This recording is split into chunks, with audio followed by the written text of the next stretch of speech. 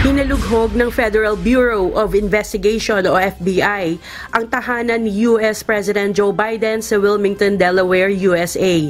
Wala ang Pangulo at may bahay nito nang mangyari ang search noong Biyernes, January 20, 2023. Natagpuan ng iba pang dokumentong may classified documents at kinumpiska rin ang ilan pang handwritten notes nito ayon sa abogado ng Pangulo na si Bob Bauer. Mga dokumento ito noong senador o vice-presidente pa lamang ang presidente.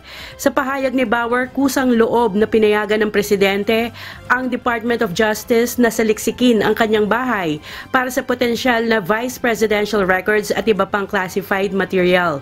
January 12 nang ihayag ng mga abogado ng Pangulo na may natagpo ang ilang classified records sa dati nitong tanggapan sa Penn Biden Center sa Washington.